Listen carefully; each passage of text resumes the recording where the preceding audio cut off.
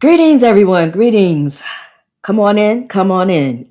Got something for you, something for a wonderful Monday mindful moment. And I've been holding on to this just to share with you. So come on in, like and share. This is all about the comfort zone. I'm going to be talking about the comfort zone, but basically, I'm going to really read to you a devotional in the YouVersion Bible app. And this really just blew my mind. And this is coming from a plan that I'm working on. I'm working my way through. So give me just a second. Come on in. I'm going to give you a few minutes to come on in. This is Dr. Stephanie D. Burrows, CEO of Stephanie Speaking. I speak, train, coach, and write books. I said training already. So I'm an author. And I'm looking forward to just sharing with you. This is what I'm doing every week. And, hopefully I'll get to that point where it's every single day. But right now, I just wanted to share with you about, the comfort zone and what the challenges are with that for those of us that are in it. So I'm reading this to you I'm just going through my phone. So if I'm not looking at the camera, please just be patient with me. And I really want to. So this devotional, by the way, in the YouVersion Bible app is called Opening the Door to Your Dream. And I read this last week, and it was probably very late. And so I said, I'm going to hold this for Monday because I think it's a great way to start off the week. So I hope you're with me. Here we go. What you need in order to open the door to your dream is a dream key. It's the key that only you can unlock the door, or that you can use to unlock the door. Only you. It's your dream. You must pass through in pursuing your dream. So I'll read that again. It's the key that only you can use to unlock the door you must pass through. Hear the word must in order to pursue your dream. But unfortunately, too many people wind up using a whole other key altogether when they stand staring at that door. Let me repeat. Unfortunately, too many people wind up using a whole other key altogether when they stand staring at that door. And maybe you and I have too. It's when you take that frustrating and fearful dream and lock it away instead out of your thoughts altogether.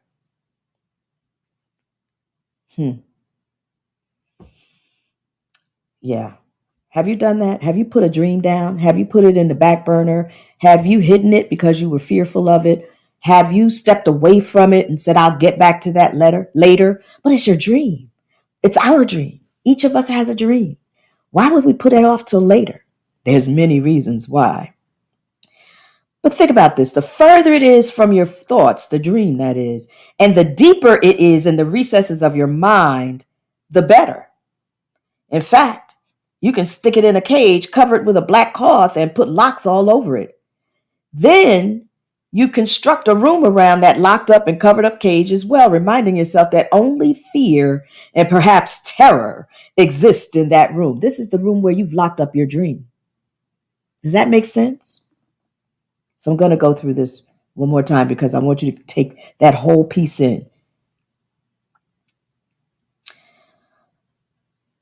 You can use the dream key in order to unlock the door that you must pass through in order to pursue your dream. But unfortunately, too many people wind up using a whole other key altogether when they stand staring at that door. And maybe you have too. We know we're supposed to walk through this door. We know that's where the dream is. We know that's where the purpose is. We know that's what we are really feeling in our heart that we must do, but we are holding back.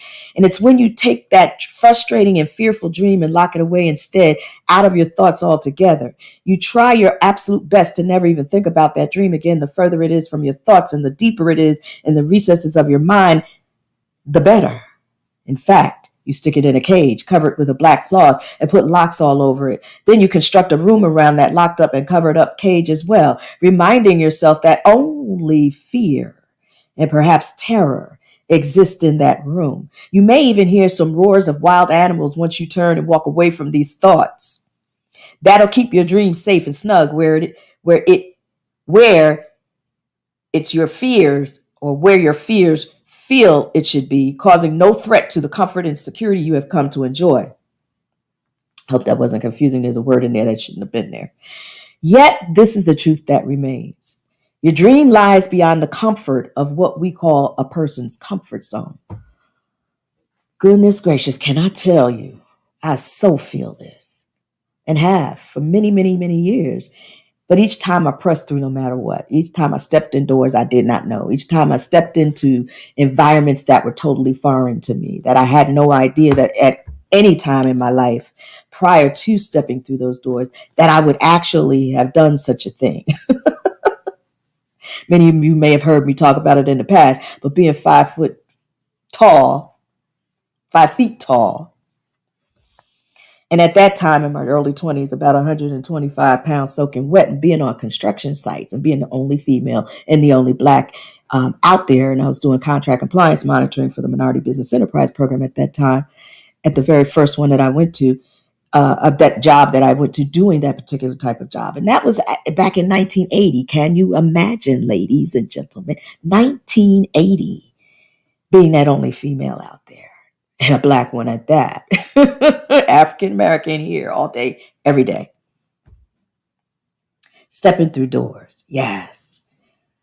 Outside of the comfort zone. But I never even thought about a comfort zone back then. I was just like charging in on stuff. Just about everything I took on back there was brand spanking new to me. So the formal definition of comfort zone is the level at which one functions with ease and familiarity. That's according to Webster's dictionary.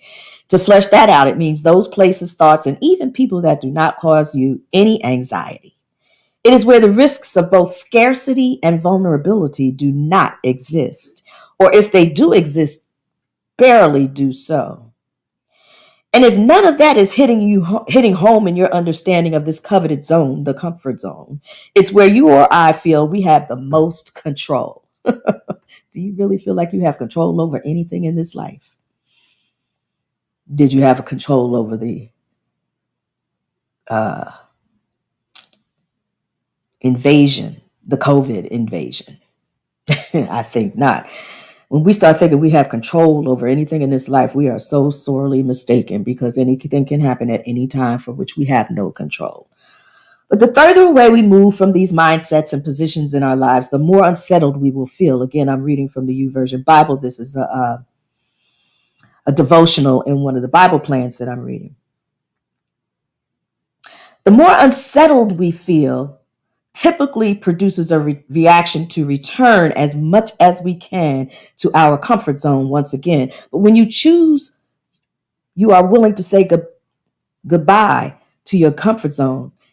That's the dream key, because that's when you unlock your dream, but not until then. So I'll say that again.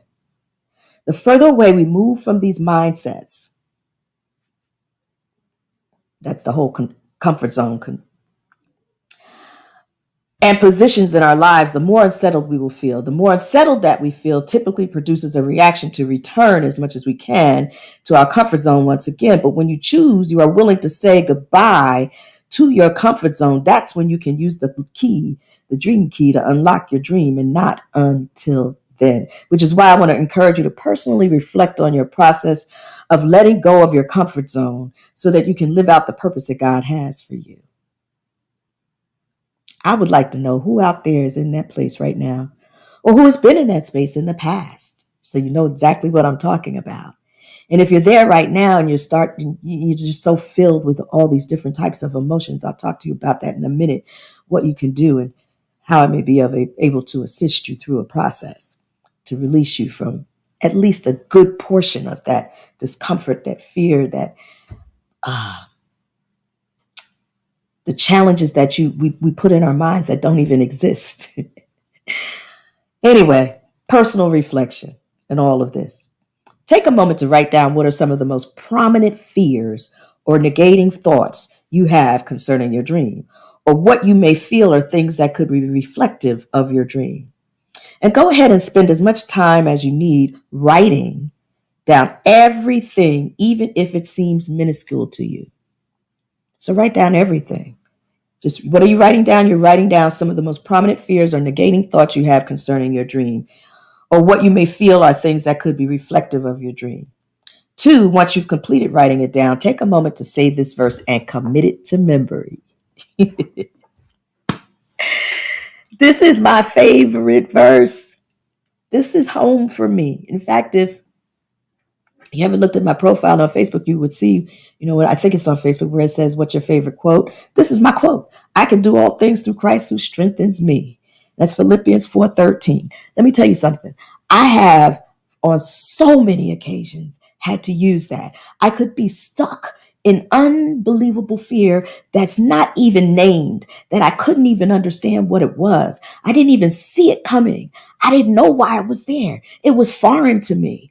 But one thing I would do, I would feel like I was all locked up, every single muscle in my body paralyzed. But I would just keep repeating, "I can do all things through Christ who strengthens me. I can do all things through Christ who strengthens me." And if it meant walking, I put one foot in front of the other. If it meant picking something up to do something with that was for some reason creating this undefined, paralyzing fear, I would pick it up saying, "I can do all things through Christ who strengthens me." You know, no matter what it was, if I had to go into a situation and I didn't know what it was, "I can do all things through Christ who strengthens me." And I would walk in and I'd never let them see me sweat. I'd walk in there like I knew I belonged there because I did, because I wouldn't have been there if God hadn't told me so. So number three is now ask God to give you his viewpoints on each of these things, not yours. Ask him to open up your eyes to see things from his perspective. Also ask him to increase your faith, courage, and willingness to trust him in all things. I was talking with someone recently, and they were sharing with me, in their coaching practice and so forth, and asking me about mine. And I said, well, first and foremost is prayer and my reading, so I could understand better at this point in my life. I'm finally getting it. What God is seeking from me, what he is asking of me, and what I'm supposed to do for every single little itty bitty thing. Or when I'm, in my flesh, which is a hot mess, those are the days when I have to really seek him and ask him to hold, just forgive me for my thoughts and maybe sometimes for my words and my attitude. Because that's a constant work. But anyway, also ask him to increase your faith, courage, and willingness to trust him in all things. And four is read 2 Kings 6:15 through 17 and answer and reflect on the following questions. What was the servant of Elijah afraid of? And based on the context of what is happening in the narrative, it is that a seemingly legitimate thing to fear. Explain why or why not. You're writing this for yourself. You're doing this for yourself because you want to get that dream. You want the key, that dream key, so you can open up that door where you locked away that dream, where you put all kinds of stuff on top of that dream inside that closet that you locked it away in. You've got to go through this process of opening up and recognizing what's going on within you. And if you just do some of these things that they're asking you in this Bible plan and this particular devotional, you'll get your answers. If you ask God in prayer, you get your answers. So it says, what did Elijah know, see that his servant did not? And what did Elijah do in order to calm his servant's fears? What did God do in response to Elijah's prayer? So that if you believe, the Lord can give you his perspective on the things that you've already listed earlier that you're anxious about concerning the dreams he has placed in your heart. Do you believe the Lord can give you his perspective on the things you listed earlier that you are anxious about concerning the dreams he has placed in your heart? Can I tell you, I lived there longer than I should have.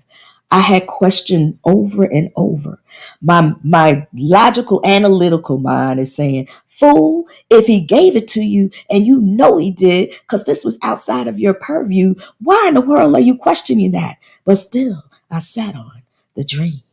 But still, I continued to question, are you doing this? Yeah, I'm going a little bit longer today because this devotional hit me so hard, and I know I'm not the only one.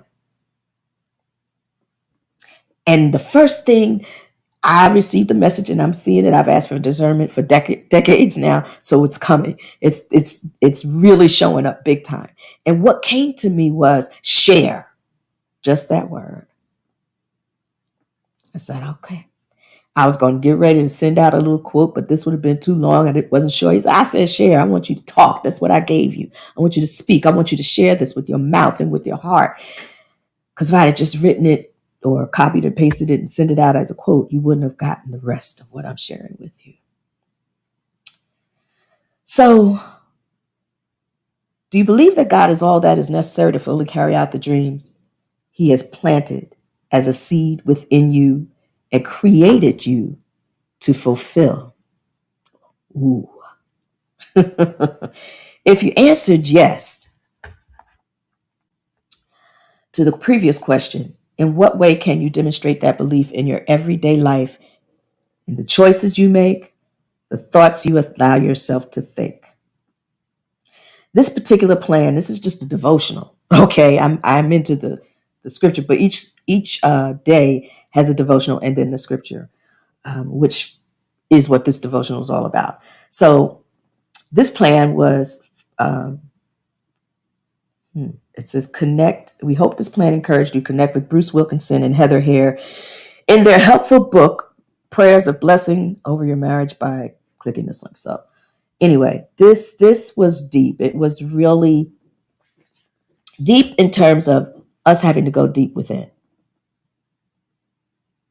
Deep in terms of, in order to answer the questions that you're asked to answer at the end of the devotional, you really, that's a way of you going deep, getting into yourself, getting into your memories, your thoughts, what is happening, where are you now, and what are you thinking now, what happened in the past. So I'm not going to take this any further. This is a longer one. This is not a 5 on live, but I wanted to just share this with you because I thought it was so impactful and because I received the word that I was to share this through this medium.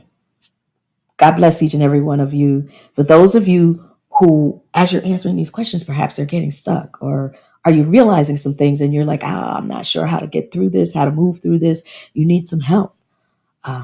Here I am, your mindfully growing grit coach, able to walk you through some things for those of you who just are so bottled up that you've hidden that dream behind more than just one lock.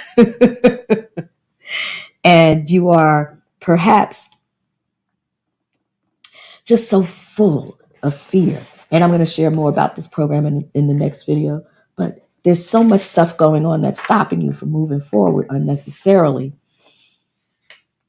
And you want to just be able to release immediately. You just want some immediate release. You just want to get rid of something that weight that's on your chest. Whatever that is, feel free to reach out to me through Messenger, or you can, I think that's the best way for right now. In the next video, I'll give you a little bit more information. I will say this, you can also go to, and I'll put it in the post, I'll put it in the chat, https://go.oncehub.com/release. Now that's going to take you into my calendar, and it is a program, this release program, which I'll share more with you about in the next video.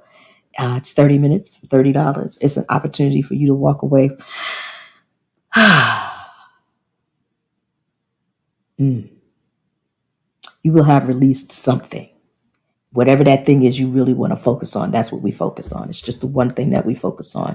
And it's also an opportunity for you to discuss. So it's not just we're doing a little meditation, but you're also going to be you have the opportunity to share more about that one thing. But the most important thing is that we're going to give you some tools to walk away with, so that when you're in that place that you're not breathing, that you're holding your breath and you don't even realize it.